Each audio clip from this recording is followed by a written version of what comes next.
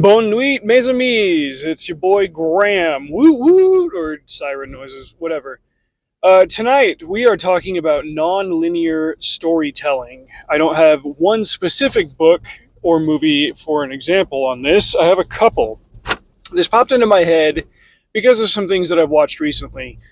Side note: is this the year that John Bernthal is stalking me through movies because he keeps popping up in everything that I watch? He was in Daredevil. I watched Ford v Ferrari. He was Lee Iacocca. I went to see The Amateur. He had a bit part as a CIA operator called The Bear. And then I saw The Accountant was on Prime, and I was like, I never actually caught that movie. I watched it over the last couple of nights, doing dishes and whatever. And he was in that one too. I was like, shoot. The sequel just came out. I don't know if we'll get to the theaters in time to see it. But I'd heard that The Accountant was good, and I just never got around to it.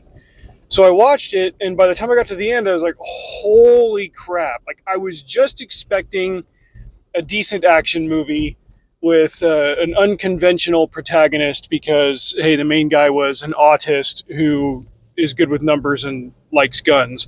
The script was even stronger than that.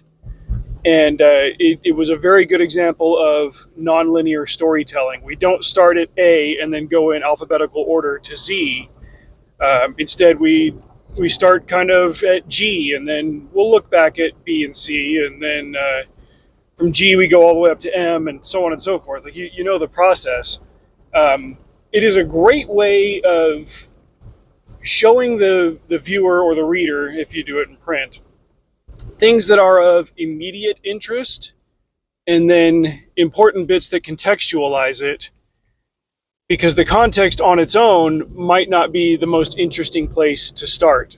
If you were to lay it all out in chronological order, you might be interested by the end, but the processes of seeing the pieces all fall into place might be a little bit boring.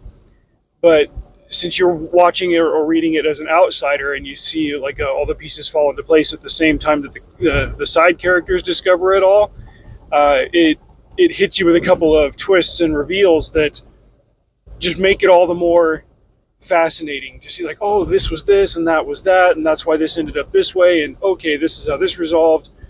Extremely well done movie. Like I said, in that one, Ben Affleck plays, his character is ostensibly named Christian Wolf, but you find out that he's actually got a whole bunch of aliases, and you never really figure out the guy's name. The script withholds it from you. He uses aliases for a reason. But his family moved around a lot when he was a kid. He was autistic. He had trouble connecting to the world. He's got a brother, and his dad worked in psychological warfare for the Army.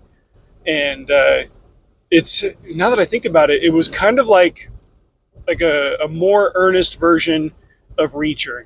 If you saw my video yesterday for that comic Moonshine Bigfoot, my problem with it was that it was just a little bit too jokey. It could have taken itself a little bit more seriously. By the time this whole thing resolved, that was my impression, is like, this is really like, what if Reacher wasn't trying to be a Hallmark show or a Hallmark book for guys? What if it was trying to have a little bit more teeth to it? And which is, I enjoy Reacher. They're fine for what they are, but this was a harder and sharper version of that, and I liked it. And it wasn't just for the character dynamic and the family dynamic and all of that stuff. It was the way that the story was told. As I was ruminating on it, I remembered the 2003 movie Holes, the adaptation of the book. And it relies on this storytelling mechanism to great effect. It's one of the things that I think people really loved about it, other than the aesthetic and the music and the funny performances and all of that stuff. It was the way that the story was told. Louis C.K. got to either write the screenplay or consult on it or something, and he's the guy who wrote the novel. And the movie and the book are similar in probably like 85 to 90% of ways. There was one key difference that reminded me I remembered it when I saw the last scene in The Accountant. If you remember in holes, there are those spotted lizards that will bite you, and their poison or their venom will kill you pretty much instantly. But Caveman and Zero are surrounded by the lizards, and they're not getting bit, and they don't know why. In the movie, about a third of the way through, you hear Sam say it in one of the flashbacks when Green Lake was still a lake, that the onions that he grows, if you eat the onions, then the lizards won't want to bite you. In the book, you still get some of those flashbacks to Green Lake and Kate and Sam and all that, but there's a flashback scene at the very end where Sam is talking about how the onions prevent the lizard venom, and all of those pieces were already established and everything. The reader had one last kind of niggling question, and when they got to it, it's like, oh, okay, that's how that all falls into place. Like, it's almost like opening a puzzle box and emptying the pieces onto the table, and then, hey, this happened in The Accountant too, putting them all together, and when the last piece comes into place, you're like, oh crap, like this is how it all fits together. This is extremely well done. I feel like this method of storytelling got really popular about 10 years ago. I noticed it especially in season one. Here's me mentioning Daredevil again. Season one of Daredevil on Netflix, which opened with kind of a flashback to Matt's incident, the one where he got blinded, and then it jumps forward to him at confession, and then it jumps forward again to him rescuing those girls from getting trafficked, and the whole season kind of followed that module where here's what's going on in the present, here's something in the past that gives it context and gives it meaning. And that jumping around bit can make it can keep the reader engaged because you're always showing them something that's of interest to them. And then in the very next scene, you show them, like, here's something in the past that's maybe a little bit slower, maybe a little bit calmer, but it shows you why this action scene has meaning. There's a derivation of this that I've also noticed since my wife and I have been watching Doctor Who. I mentioned this on the Midnight Ride. I'm just going to cover stuff like this from now on. But my wife really wanted to watch some of her favorite Doctor Who stuff with me. I was like, all right, I'll give it a try. We've tried over the years, and in most instances, we'll sit down to watch a Doctor Who, and I'll fall asleep in like 15 minutes. I have a hard time getting into it. But she's like, no, this first season's got its speed bumps, but try it out. We got to this two-parter episode in the first season, the one with Christopher Eccleston, that, wow, like by the time it all came together in the end, I was like, frick, that was really well done. Like that answered every question that I had as the story unfolded.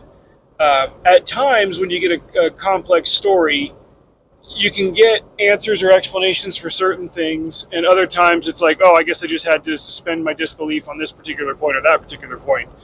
In this two-parter episode, I already forget the name, but the Doctor and Rose, they get the TARDIS is traveling through time, and it randomly drops in England during the Blitz in World War II, and they're not sure why they're there, but they're finding random things that all come together as the episode unfolds. There's some creepy stuff. There's some conventional stuff. There's a kid running around with a gas mask saying, "Mummy, are you my mummy? Where's my mummy?" By the time that whole arc wrapped up and came together, you're like, oh, okay, this is what all of this meant. It's in a sense, it's kind of nonlinear storytelling, but it follows a different mechanism where you drop the main characters into a scenario and they don't know what's going on any more than the viewer does. But as the story unfolds and they start picking up clues and picking up pieces to the puzzle, the Doctor might explain one thing or other that the viewer doesn't know, or that Rose doesn't know. Rose is kind of a stand-in for the viewer. And again, like the pieces come together. You don't sit there and explain all of the backstory of the Doctor and all of the backstory of Rose and all the backstory of this guy, backstory of that guy. Like, stuff comes in, it gets introduced, and then the meaning of it comes later. There's the visual component of a TV show that keeps you interested. Like, okay, what is this? What does this mean? Why is there a kid running around in a gas mask? Why are there other time travelers in London in 1941? All of that stuff. it it was a really, really well done episode. Like, there were one or two others that we've watched so far where it was like, okay, that was fine, that was cool, that had some good ideas. This was the first one that I was really, really impressed by, and I kept thinking about it a day or two later. I was like, okay, I see why people get into this. Nonlinear storytelling, I think, works really well. If it was the only kind of storytelling, it might be, I might get tired of it. But when I find really good examples of it, it just reminds me how much I love it as a mechanism. What's another? There's a book that I talked about. Lexicon by Max Berry is another one that does this really well. And you're not immediately aware that it's happening. You get maybe a quarter of the way through the book before you realize that one particular viewpoint character is like, she's 16, but she's not 16 like right now. She's in her 20s now. These 16-year-old scenes are flashbacks to her. Now she's got a different role to play. And without slapping dates on it in between paragraph breaks and stuff, Max Berry was talented enough to write it so that you'd read a line or two into a paragraph, be like, oh, this is a scene from the past, this is a scene from the future. Like, he did that extremely well.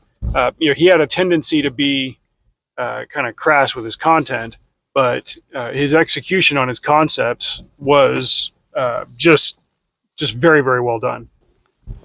So, Holes, the novel, Accountant, the movie, Doctor Who, the TV show. If you've got other examples of nonlinear storytelling that are really good, especially books, hit me up. Let me know. Those are some of my favorite executions on that particular method of storytelling. Drive safe. See you out there.